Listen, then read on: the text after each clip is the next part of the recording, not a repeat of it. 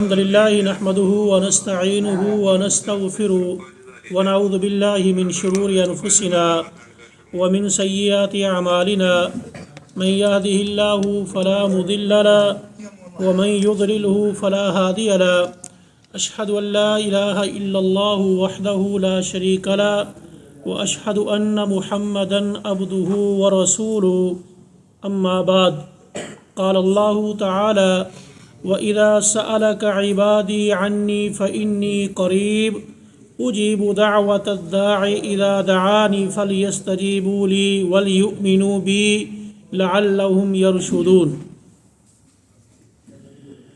اللہ رب العالمین بیان فرماتے ہیں، اے نبی صلی اللہ علیہ وسلم، جب میرے بندے میرے بارے میں آپ سے سوال کریں کہ میں کہاں ہوں، تو ان کو بتلا دو فإنی قریب، میں ان کے بہت زیادہ قریب ہوں۔ کتنا قریب؟ دوسری جگہ پہ فرمایا نحن اقرب الیہ من حبل الورید، ہم انسان کی شاہ رگ سے بھی زیادہ اس کے قریب ہیں۔ تو اللہ رب العالمین فرماتے ہیں، اے محمد صلی اللہ علیہ وسلم، جب میرے بندے آپ سے میرے بارے میں سوال کریں کہ میں کہاں ہوں، تو آپ ان کو یہ بتلا دو کہ میں بڑا ہی قریب ہوں اور میں اپنے بندوں کی دعا کو سنتا ہوں اور سننے کے بعد ان کو جواب بھی دیتا ہوں۔ فرمایا فَلْيَسْتَجِيبُوا لِي وَأُجِيبُ دَعْوَةَ الدَّاعِ إِذَا دَعَانِ فَلْيَسْتَجِيبُوا لِي، کہ میرے بندے جب مجھے پکارتے ہیں، مجھ سے سوال کرتے ہیں، تو میں اپنے بندوں کی پکار کو سنتا بھی ہوں اور ان کا جواب بھی دیتا ہوں۔ اسی طرح اللہ تعالیٰ دوسرے مقام پہ فرماتے ہیں، أَمَّن يُجِيبُ الْمُضْطَرَّ إِذَا دَعَا وَيَكْشِفُ السُّوءَ وَيَجْعَلُكُمْ خُلَفَاءَ الْأَرْضِ أَإِلَٰهٌ مَّعَ اللَّهِ قَلِيلًا مَّا تَذَكَّرُونَ۔ آپ ان سے سوال کریں، ان سے ذرا پوچھئے کہ کون ایسی ذات ہے، کون ایسی ہستی ہے جو مجبور انسان کی پکار کو سنتا ہے اور اس کی مشکل کو دور کر دیتا ہے، اور وہ کون ایسی ہستی ہے کہ جس نے تمہیں زمین میں اپنا جانشین بنایا، خلیفہ بنایا، تمہیں حکومت اور چودراہٹ دی، وہ کون ہے؟ اِلٰہٌ مع اللہ، کہ اللہ کے ساتھ کوئی اور بھی رب ہے، کوئی اور بھی معبود ہے؟ قلیلا ما تذکرون، بہت تھوڑا ہے جو تم نصیحت پکڑتے ہو، یعنی تم زیادہ نصیحت حاصل نہیں کرتے، غور و فکر حاصل نہیں کرتے، بہت تھوڑے لوگ ہیں جو نصیحت حاصل کرتے ہیں، غور و فکر کرتے ہیں۔ آج کا جو درس ہے وہ ہے دعا کے حوالے سے، دعا کی اہمیت کتنی ضروری ہے، کتنی ہے اسلام میں، اور دعا کتنا مقام رکھتی ہے، تو لہذا ہمیں دعا کے بارے میں غور و فکر کرنا چاہیے۔ دعا یہ ایک نہایت ہی عظیم عمل ہے۔ اسلام میں عبادات بے شمار ہیں۔ لفظ عبادت جو بولا جاتا ہے وہ کسی ایک چیز کا نام نہیں ہے۔ مثال کے طور پر آدمی صرف نماز پڑھتا ہے، خالی نماز پڑھ لینے کا نام صرف عبادت نہیں۔ قرآن کی تلاوت کرتا ہے تو صرف تلاوت کرنا عبادت نہیں۔ اسی طرح حج کرتا ہے، روزہ رکھتا ہے، دیگر اعمال کرتا ہے، ان ایک ایک عمل کا نام عبادت نہیں، بلکہ ان سارے اعمال کو جمع کر کے ان کے اوپر جو نام بولا جاتا ہے وہ ہے عبادت۔ تو لہذا عبادت کہتے کسے ہیں؟ ہر وہ چیز جو اللہ نے اپنے لیے خاص کی ہوئی ہے، ان چیزوں کو اپنانا، یا دوسرے الفاظ میں ایسے سمجھ لیں کہ جس کا اللہ نے کرنے کا حکم دیا ہے وہ کرنا، جس سے روکنے کا حکم دیا ہے اس سے رک جانا، یہ عبادت کے اندر آتا ہے۔ اور اللہ رب العالمین نے عبادت صرف اور صرف اپنے لیے خاص کی ہوئی ہے۔ اگر کوئی بندہ عبادت یعنی مجموعہ عبادت میں سے کسی ایک چیز کو، ایک حصے کو اللہ سے چھوڑ کے کسی اور کے سامنے کر دے گا تو یقیناً وہ انسان دائرہ اسلام سے خارج ہو جائے گا۔ تو لہذا آج کا جو درس ہے وہ ہے عبادت کے حوالے سے، دعا کے حوالے سے کہ دعا کتنی ضروری ہے اور اس کی اہمیت کیا ہے۔ نبی کریم صلی اللہ علیہ وسلم نے فرمایا الدعاء مخ العبادہ، دوسری حدیث میں فرمایا الدعاء هو العبادہ کہ دعا عبادت کا مغز ہے، دوسری جگہ فرمایا کہ دعا ہی اصل عبادت ہے۔ تو بعض ایسے لوگ ہیں جو دعا کے بارے میں ایک غلط فہمی کے شکار ہیں۔ مثال کے طور پر نماز اللہ کے لیے پڑھتے ہیں، 5 وقت کی نماز پابندی سے ادا کرتے ہیں اور دیگر اعمال کرتے ہیں، لیکن جب دعا کی باری آتی ہے وہ رب کی بجائے کسی اور کی طرف چلے جاتے ہیں، رب سے مانگنے کی بجائے کسی اور کی طرف چلے جاتے ہیں۔ تو میرے بھائی، اللہ رب العالمین اگر خوشی میں یا خوشحالی میں اگر دیتا ہے تو وہ اللہ تنگ دستی میں بھی دیتا ہے۔ اگر تمہیں اس نے اپنی ایک نعمت دی ہے وہ اور بھی نعمتیں دینے پر حق رکھتا ہے، اس کے لیے مشکل نہیں ہے کہ وہ ایک نعمت دینے کے بعد نعوذ باللہ ختم کر دے گا، نہیں۔ اگر وہ ایک آپ کو نعمت سے نوازا ہے تو اور بھی بے شمار نعمتوں سے آپ کو نواز سکتا ہے۔ اس لیے اپنے رب سے اپنے تعلق کو مضبوط کریں۔ انسان جب رب سے مانگتا ہے، اپنے رب کے سامنے جب گڑ گڑاتا ہے، سوال کرتا ہے، تو اللہ رب العالمین کو یہ انسان بڑا پسند آتا ہے، اللہ اس بندے سے بڑے خوش ہوتے ہیں۔ اسی طرح حدیث کے اندر موجود ہے، نبی صلی اللہ علیہ وسلم نے ارشاد فرمایا لیس شیء اکرم علی اللہ تعالی من الدعاء، اللہ رب العالمین کے نزدیک دعا سے بڑھ کے کوئی چیز زیادہ مکرم محترم نہیں ہے۔ یعنی دعا کی کتنی اہمیت ہے کہ آپ نے فرمایا اللہ کے نزدیک دعا کا مقام بہت زیادہ ہے۔ لیس شیء اکرم، آپ نے فرمایا کہ کوئی بھی چیز زیادہ دعا سے معزز نہیں ہے، زیادہ دعا سے محترم نہیں ہے۔ تو لہذا دعا رب سے کرو، اللہ کے علاوہ کسی اور کی طرف مت جاؤ۔ یہ مت سوچو کہ دعا میری قبول نہیں ہو رہی، یا جس طرح کہ یہ بعض لوگوں کا یہ نظریہ اور عقیدہ ہے کہ جی ہم تو بڑے گنہگار ہیں، اللہ کے نافرمان ہیں، نعوذ باللہ اللہ ہماری سنتا نہیں ہے، اللہ ہماری سنتا نہیں ہے۔ یہ بھی بعض لوگوں کا عقیدہ ہے، بعض لوگوں کی یہ بھی نظریات پائے جاتے ہیں کہ نعوذ باللہ اللہ ہماری سنتا نہیں۔ کیوں؟ وجہ کیا ہے؟ وجہ یہ ہے کہ جی ہم گنہگار ہیں، اللہ جن کی سنتا ہے تو وہ تو بڑے اللہ والے ہوتے ہیں، اللہ کے بڑے معزز اور بڑے مکرم لوگ ہیں جن کی اللہ سنتا ہے، لہذا میں تو بڑا گناہوں سے بھرا ہوا ایک پاپی انسان ہوں، تو میری اللہ نہیں سنے گا۔ اس طرح کے لوگ موجود ہیں بعض، تو یہ نظریہ غلط ہے۔ یہ نظریہ کیا ہے؟ غلط ہے۔ اسی بارے میں اللہ نے فرمایا تھا وَإِذَا سَأَلَكَ عِبَادِي عَنِّي فَإِنِّي قَرِيبٌ، اے محمد صلی اللہ علیہ وسلم جب آپ سے میرے بندے میرے بارے میں سوال کریں تو ان کو بول دو کہ میں قریب ہوں، اجیب دعوت الداعی اذا دعان، جب وہ مجھے پکارتے ہیں تو میں ان کی پکار سنتا بھی ہوں اور سننے کے بعد ان کو جواب بھی دیتا ہوں۔ اس لیے یہ ذہن کے اندر رکھنا کہ اللہ نعوذ باللہ میری سنتا نہیں، میں گنہگار ہوں۔ اور میرے بھائی رب تو ہر رات آخری جب رات کا پہر ہوتا ہے آسمان دنیا میں آتے ہیں اور اپنے بندوں میں یہ آواز لگا کے کہتے ہیں کہ میرے بندوں میں کون ایسا انسان ہے جس نے دن بھر گناہ کیے ہوں، میرے سامنے آئے گڑ گڑائے معافی مانگے میں اس کو معاف کر دوں۔ کون ایسا انسان ہے جس کو رزق چاہیے، رزق سے پریشان ہے، تنگ دستی میں پڑا ہوا ہے، مجھ سے مانگے سوال کرے میں اس کو رزق دے دوں۔ کون ایسا مریض انسان ہے جو بیماری کے اندر مبتلا ہے، ہسپتالوں کے چکر لگا لگا کے تھک چکا ہے، شفا نہیں مل رہی، میرے سامنے آئے گڑ گڑائے مجھ سے معافی مانگے، مجھ سے شفا طلب کرے، میں اس بندے کو شفا عطا کر دوں۔ کوئی آئے تو صحیح۔ یہ خواہ مخواہ یہ کہنا کہ اللہ نعوذ باللہ ہماری سنتا نہیں، اور اللہ کو اپنی بات پہنچانے کے لیے کیا کرنا چاہیے؟ درمیان میں کسی واسطے کو لانا چاہیے، درمیان میں کسی واسطے کو لے کے آنا چاہیے.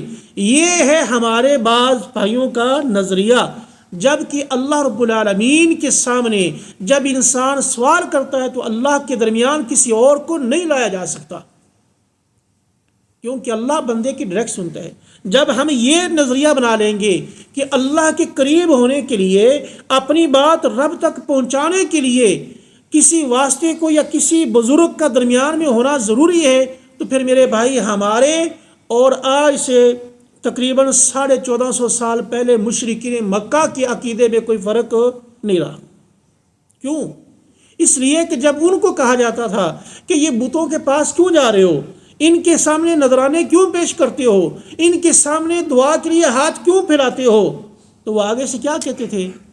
ما نعبدهم الا ليقربونا الى الله زلفا. ہم ان بتوں کی پوجا نہیں کر رہے، ہم ان سے نہیں مانگ رہے، بلکہ ہم ان کے پاس آتے ہیں، ان کے طفیل اور ان کی جاہ اور ان کے صدقے اللہ کے قریب ہو جاتے ہیں، یہ ہمیں اللہ کے قریب کر دیتے ہیں، بس اس لیے ہم ان کے پاس آتے ہیں. آج ہم بھی یہی کہیں. اس وقت کے مشرک نے یہ بات کہی، وہ کافر ہو گیا، وہ مشرک ہو گیا. آج کا مسلمان سب کچھ یہی کر رہا ہے اور وہ بڑا پکا سچا مومن ہے. نہیں، یہ غلط فہمی ہے، اس کو نکال دیں کہ اللہ کے درمیان آپ کسی اور کو نہیں لا سکتے، اور اگر لے کے آئیں گے تو یقیناً یہ کفر میں چلا جائے گا اور انسان دائرہ اسلام سے خارج ہو جائے گا.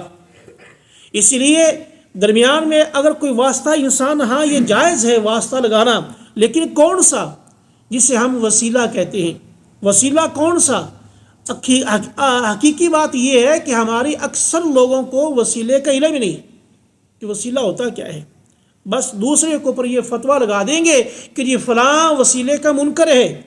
میرے بھائی، وسیلے کا جو منکر ہے حقیقت میں وہ قرآن کا منکر ہے. کیوں؟ کیونکہ اللہ رب العالمین قرآن مجید میں فرماتے ہیں، اے ایمان والو اپنے رب کے پاس وسیلہ تلاش کرو.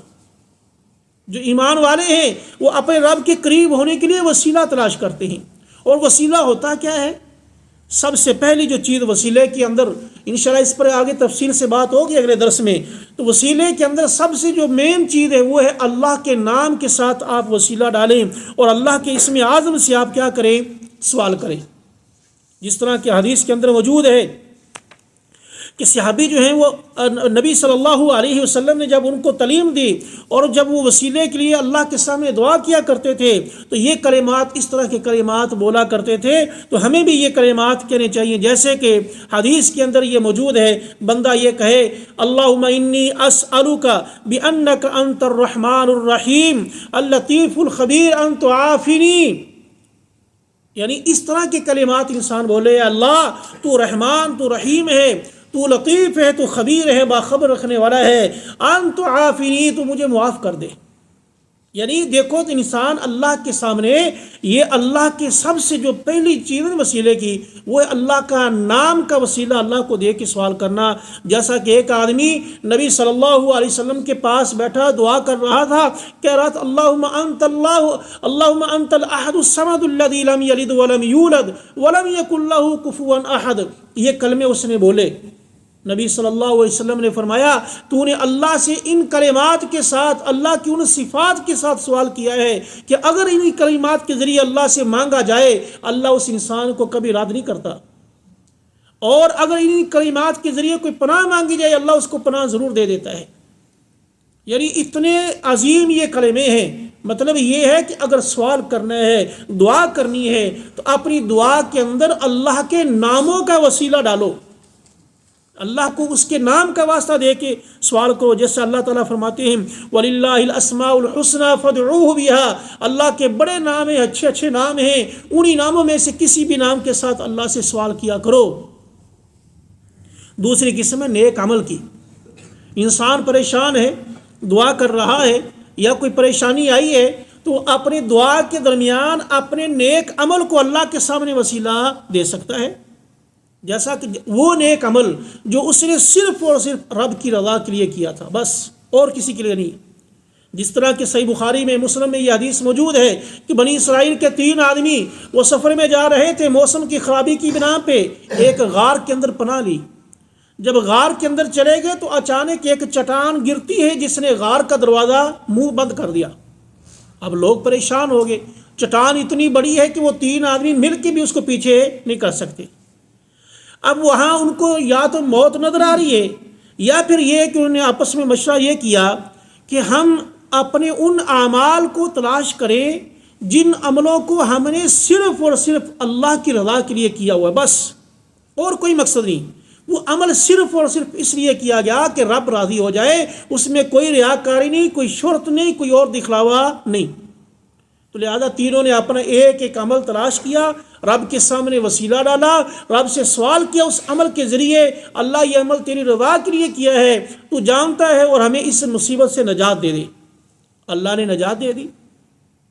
اپنے نیک عمل کا وسیلہ ڈالے، جو عمل آپ نے اللہ کی رضا کے لیے کیا ہوا ہے۔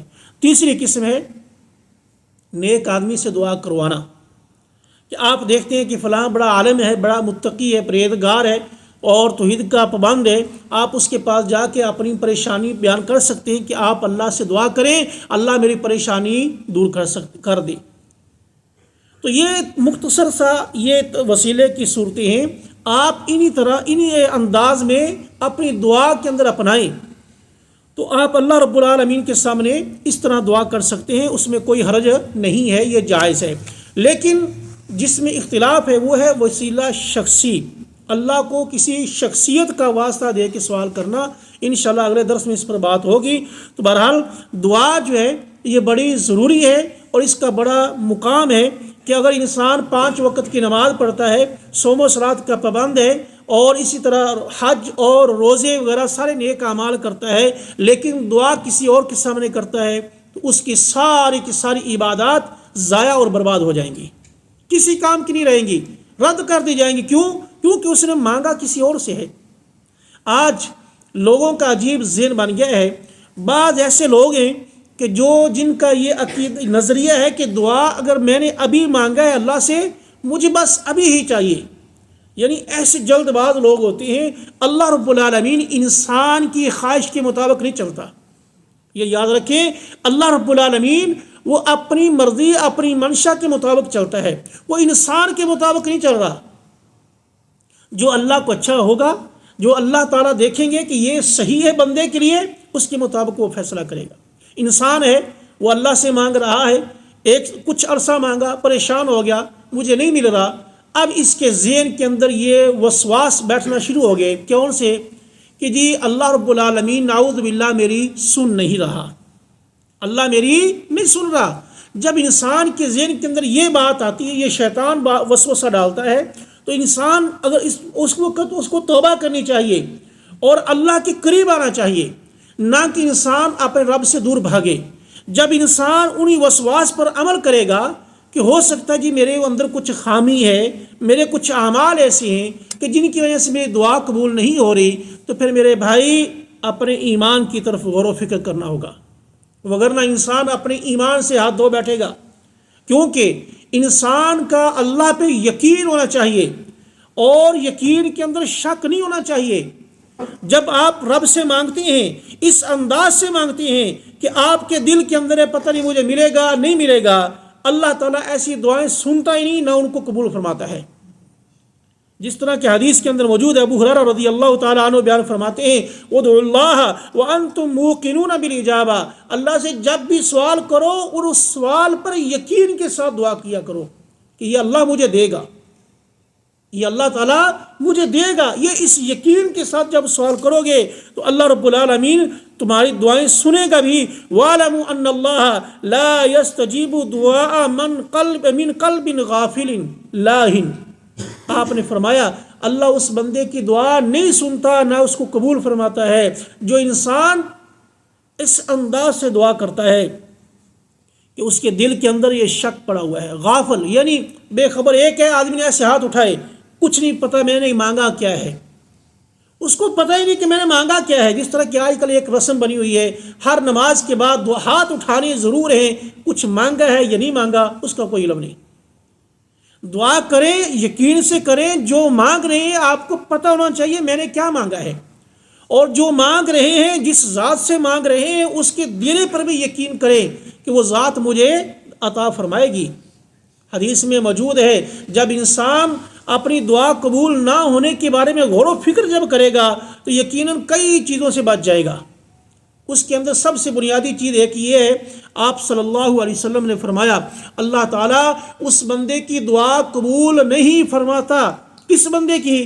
جو بندہ حرام کھاتا ہے، حرام کماتا ہے۔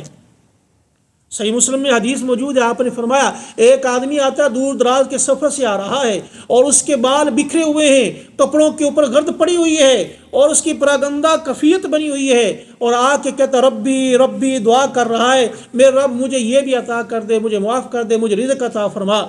اللہ رب العالمین کہتے ہیں اے میرے بندے، مطعمک حرام، ملبسک حرام، غذی مشربک حرام۔ آپ نے فرمایا کہ اے میرے بندے، مطعمک حرام، تیرا کھانا حرام کا ہے، مشربک حرام، تیرا پینا حرام کا ہے، ملبسک حرام، تیرا لباس حرام کا ہے، وغذی بالحرام، اور تیری پرورش حرام کے اوپر ہوئی ہے۔ فانا یستجاب لک، بتلا میں تیری دعا کیسے قبول کروں؟ یعنی ایک دعا نہ قبول نہ ہونے کی ایک مین وجہ کیا ہے؟ حرام مال۔ آج اس وقت ہماری کیفیت یہ بن گئی ہے، کوئی چھوٹے سے چھوٹا ہے، بڑے سے بڑا ہے، کوئی بھی کاروبار میں پڑا ہوا ہے، کسی بھی مسئلے، کوئی بھی اپنی زندگی کے فیلڈ میں ہے، وہ ہر ایک شعبے کے اندر کوشش یہ کرے گا کہ میں دوسرے کو دھوکے کے ذریعے، فراڈ کر کے کچھ نہ کچھ اس سے فائدہ اٹھا لوں۔ کوئی بھی انسان ہے الا ماشاء اللہ، ہر اس وقت کیفیت یہ بن چکی ہے کہ اگر کاروبار کرنے والا ہے، ناپ تول کرنے والا ہے، تو چیز اس سے لینے والے آلے اور ہیں، زیادہ جن کی پیمائش ہے، اور دینے کے لیے اس کے آلے اور رکھے ہوئے ہیں، یا کوئی اور طریقہ ہیرا پھیری کرنے کا ہے، فراڈ کرنے کا، دھوکہ دینے کا، اور اپنے آپ کو سمجھتے جی میں نے اپنی بڑی ہوشیاری کے ذریعے، اپنی چلاکی کے ذریعے آج میں نے اتنی پروفٹ کمائی ہے، حالانکہ وہ حرام جمع کر رہا ہے، ایسا حرام کہ جو اس کی ساری نسلوں کو تباہ کر دے گا۔ آج ہم شکوہ کرتے ہیں جی ہماری دعائیں قبول نہیں ہو رہی، کبھی ہم نے غور و فکر کیا ہے کہ میرا مال کیسا ہے، میری روزی کیسی ہے، میں نے صبح سے لے کے شام تک جو کام کیا ہے، کیا وہ میرا کاروبار، میری محنت مزدوری حلال کی ہے یا حرام کی ہے؟ اس کے اندر کہیں حرام کی ملاوٹ تو نہیں ہے؟ اگر حرام کی ملاوٹ ہے تو میرے بھائی یہ سن لے، اللہ اس بندے کی دعا قبول نہیں فرماتا جس بندے کی کاروبار، اس کی کمائی کے اندر حرام کا ہو۔ ایک آدمی یہ چوری کرتا ہے، کسی کو لوٹتا ہے، مال چھین کے حج کے لیے چلا جاتا ہے، عمرے کے لیے چلا جائے گا، اس کا حج قبول ہو جائے گا؟ نہیں ہوگا۔ کیوں؟ کیونکہ اس کی بنیاد ہی حرام پر ہے، کہ وہ لوگوں کا مال چھین کے آ کے حج کر رہا ہے، حالانکہ بڑا عظیم فریضہ ہے حج کا۔ جو حج کرتا ہے اللہ اس بندے کو ایسے کر دیتے جیسے وہ ابھی اپنی ماں کے پیٹ سے باہر آیا ہے، یعنی گناہوں سے بالکل پاک صاف کر دیتے ہیں۔ لیکن اگر وہی عمل ایک ایسے انداز سے کیا جائے کہ جس کی بنیاد حرام پہ ہے، لوگوں سے مال چھین کے حج کیا گیا ہے، عمرہ کیا گیا ہے، تو اللہ اس عمل کو قبول نہیں فرمائیں گے۔ اس لیے میرے بھائی سب سے پہلے اپنی دعاؤں کے قبول نہ ہونے کی وجہ کو تلاش کریں، کہیں میرے روزی کے اندر، میرے کاروبار کے اندر حرام تو نہیں ہے۔ اگر یہ نہیں ہے تو پھر یہ بات یاد رکھیں کہ اللہ رب العالمین بندے کی دعا رد نہیں کرتا۔ جس طرح حدیث کے اندر موجود ہے، سلمان فارسی رضی اللہ تعالیٰ عنہ بیان فرماتے ہیں، رسول کریم صلی اللہ علیہ وسلم نے فرمایا ان ربکم تبارک و تعالی حیی کریم، لوگو تمہارا رب بڑا حیا والا، بڑا کریم ہے۔ یستحیی من عبدہ اذا رفع یدیہ الیہ ان یردہما صفرا، کہ وہ اس رب کی شان کے یہ لائق ہی نہیں ہے کہ بندہ رب کے سامنے ہاتھ اٹھائے، رب ان دونوں ہاتھوں کو خالی لٹا دے۔ رب کو یہ اس کی شان کی یہ لائق نہیں ہے کہ بندہ رب کے سامنے ہاتھ اٹھائے، رب ان دونوں ہاتھوں کو خالی لٹا دے، یہ اس کی شان کے لائق نہیں ہے۔ پھر آگے آپ صلی اللہ علیہ وسلم نے فرمایا کہ جو بندہ رب سے دعا کرتا ہے، اللہ رب العالمین اس انسان کو دیکھتے ہیں کہ کیا اس بندے کو ابھی دینا چاہیے، یا اس کی ابھی اس کو ضرورت نہیں ہے، یا اس کو دنیا میں نہیں ملے گا۔ یعنی آپ ایسے سمجھ لیں، انسان جو بھی دعا کرتا ہے اس دعا کی 3 کیفیتیں ہیں۔ نمبر 1، اللہ رب العالمین نے ہر انسان جس انسان کو کچھ دینا ہوتا ہے اس کو معلق کر دیتے ہیں کہ میرا بندہ جب مجھ سے دعا کرے گا وہ چیز میں اپنے بندے کو دے دوں گا۔ بندہ جیسے ہی رب سے مانگتا ہے اللہ وہ چیز اس کو فوراً دے دیتا ہے، یعنی انسان کی دعا فوراً قبول ہوگی۔ یہ ہوتا ہے بس اوقات انسان جیسے ہی سوال کرتا ہے وہ چیز اس کو مل جاتی ہے۔ تو لہذا اللہ رب العالمین اس چیز کو یا جو انسان مانگنا چاہتا ہے، جو اس کی ضرورت ہے، اس کو دعا کے ساتھ معلق کر دیتا ہے۔ جب بندہ دعا کرے گا اللہ رب العالمین وہ چیز اس کو عطا فرما دے گا۔ دوسری کیفیت یہ ہے کہ اللہ تعالیٰ کو خوب علم ہے کہ یہ چیز میرے بندے کے حق میں ابھی بہتر ہے یا نہیں، یعنی اگر وہ چیز ابھی دے دی جائے تو کیا اس کا کوئی نقصان تو نہیں ہوگا، میرے بندے کے لیے اس میں کوئی پریشانی تو نہیں بنے گی۔ اس لیے اللہ تعالیٰ اس وقت کو دیکھتی ہے کہ وہ وقت کون سا مناسب ہے جو میرے بندے کو یہ چیز ملے، لہذا اس کا ابھی وقت نہیں، وہ مؤخر ہو گئی ہے، تھوڑی سی لیٹ ہو گئی ہے، وہ آپ کو ابھی نہیں ملے گی، بعد میں ملے گی۔ ہو سکتا ہے وہ اس کا وقت زیادہ بھی ہو سکتا ہے، آپ کی زندگی کے آخر میں آپ کو مل سکتا ہے، آپ کی زندگی میں ہو سکتا ہے نہ ملے، آپ کی اولاد کو وہ چیز مل جائے۔ تو اس طرح ہوتا ہے، اور آپ نے دیکھے ہیں ایسے کئی خاندان، کئی لوگ ایسے دیکھے ہیں جو جن کا پیچھے آپ دیکھیں مفلسی کے اندر زندگی گزاری ہے، کھانے کے لیے کچھ بھی نہیں تھا اور پہننے کے لیے بالکل ایسے لباس تھے جو نہ ہونے کے برابر ہیں، لیکن ایک ہی نسل کے بعد ان کے پاس ایسا مال آیا ہے کہ وہ دنیا کو سمجھ رہے ہیں کہ بس میں ہی دنیا کے اندر بادشاہ ہوں، میں ہی سب کچھ ہوں۔ ایسے بھی لوگ آئے ہیں۔ اس لیے اللہ تعالیٰ کی یہ فیصلے ہیں، اللہ تعالیٰ اپنے بندے کے بارے میں دیکھتے ہیں کہ یہ چیز ابھی اس کے حق میں بہتر نہیں۔ جب ہم یہ یقین کر لیں گے میرا رب میری دعا رد نہیں کرتا، اس دعا کی دوسری کیفیت یہ ہے کہ ابھی اس کا وقت نہیں۔ جب انسان دعا کرتا ہے وہ دعا کرنا مت چھوڑے، دعا نہ چھوڑے، دعا کرتا رہے، اس کا کام ہے دعا کرنا، لیکن رب کی مرضی ہے کہ وہ ابھی دے یا اس کے بعد دے، یہ اس کی مرضی ہے۔ تو لہذا جب انسان دعا کرتا ہے اس یقین سے دعا کرے اگر یہ چیز ابھی میرے حق میں بہتر ہے تو میرے رب مجھے ابھی عطا فرمائے گا، اور اگر ابھی یہ میرے حق میں بہتر نہیں ہے تو میرا رب ابھی مجھے نہیں دے گا، جب اس کا وقت بہتر آئے گا وہ چیز مجھے مل جائے گی۔ تیسری کیفیت یہ ہے اللہ تعالیٰ دیکھتے ہیں کہ اگر یہ چیز میرے بندے کو دنیا میں دے دی جائے تو میرا بندہ کہیں ہلاک اور برباد نہ ہو جائے، کہیں میرے بندہ گمراہی کی طرف نہ چلا جائے، اس لیے اللہ تعالیٰ اس بندے کو دنیا میں نہیں عطا فرماتے بلکہ اس کی دعاؤں کو محفوظ کر کے اپنے پاس رکھ لیتے ہیں۔ جب کل قیامت کا دن ہوگا یہ انسان رب کے پاس جائے گا، اور جب قیامت کے دن اللہ کے پاس جائے گا وہاں اپنے نامہ اعمال میں ایسی ایسی نیکیاں دیکھے گا جو اس نے کی نہیں۔ اللہ سے سوال کرے گا یا باری تعالیٰ یہ کون سے نیک اعمال ہیں جو میں نے تو کیے نہیں، یہ کہاں سے آئے ہیں؟ اللہ فرمائے گا میرے بندے یہ تیری وہ دعائیں ہیں جو تو دنیا میں دعا کیا کرتا تھا، اور میں نے تجھے دنیا میں نہیں عطا کیا، وہ تیری ساری کی ساری دعائیں محفوظ کر کے اپنے پاس رکھ لی ہیں۔ آج وہ ساری تیری دعاؤں کو میں نے نیکیوں میں بدل دیا ہے۔ بندہ آپ نے فرمایا کہ بندہ خواہش کرے گا کاش میری کوئی بھی دعا دنیا میں قبول ہی نہ ہوتی، وہاں ساری کی ساری جمع ہو جاتی۔ تو میرے بھائی اس حدیث سے ہمیں یہ سمجھ لینا چاہیے کہ ہم جو بھی دعا کرتے ہیں اگر ہمارا حلال کا رزق حلال کا ہے، اچھے انداز سے ہم دعا کر رہے ہیں تو پھر یہ سمجھ لیں کہ ہماری دعا رد نہیں ہوگی بلکہ اس کی کوئی نہ کوئی ایک کیفیت ضرور ہوگی۔ اس لیے ہر ایک انسان کو رب سے دعا کرتے رہنا چاہیے، چاہے وہ مالدار ہے، غنی ہے، غریب ہے، تنگ دست ہے، کوئی بھی ہے، ہر حال میں اپنے رب سے سوال کرتا رہے۔ اور اسی طرح آپ نے فرمایا کہ اللہ رب العالمین کو وہ انسان پسند نہیں ہے، کون؟ جو رب سے مانگتا نہیں، جو رب سے سوال نہیں کرتا۔ ابو ہریرہ رضی اللہ تعالیٰ عنہ بیان فرماتے ہیں نبی صلی اللہ علیہ وسلم نے فرمایا من لم یسأل اللہ یغضب علیہ، جو بندہ رب سے سوال نہیں کرتا اللہ اس بندے سے ناراض ہو جاتا ہے۔ ناراض ہونے کی وجہ کیا ہے؟ وجہ یہ ہے کہ بندہ جب رب سے مانگنا چھوڑ دے تو وہ یہ سمجھ کے چھوڑتا ہے کہ میرے پاس اب بہت کچھ ہے، اب مجھے کسی اور کی ضرورت نہیں، یعنی وہ اس کے اندر تکبر آ جاتا ہے، کبر آ جاتا ہے، اپنے آپ کو بڑا سمجھنا شروع ہو جاتا ہے۔ اس لیے ہم اللہ سے بڑے نہیں ہیں، اپنے رب سے بڑے نہیں، تو لہذا رب سے ہم کیا چھوٹے ہیں، ہمارا رب ہم سے بڑا ہے۔ ہر حال میں اگر اللہ نے مال دیا ہے تب بھی، نہیں دیا تب بھی، ہر حال میں اللہ سے سوال کریں۔ اللہ سے مانگتے رہیں، جیسا اس انسان کی طرح مت ہو جائیں جس کے بارے میں اللہ رب العالمین فرماتے ہیں وَإِذَا مَسَّ الْإِنسَانُ الضُّرُّ، جب انسان کو کوئی تکلیف پہنچتی ہے، مصیبت آتی ہے، پریشانی آتی ہے، تو وہ اس کا انداز، اس کی کیفیت ایک عجیب سی بن جاتی ہے۔ وہ کبھی کھڑے ہو کے اللہ سے مانگ رہا ہے، کبھی بیٹھے مانگ رہا ہے، کبھی لیٹے مانگ رہا ہے، کبھی سجدے کے اندر، یعنی ہر وقت وہ رب سے مانگے جا رہا ہے۔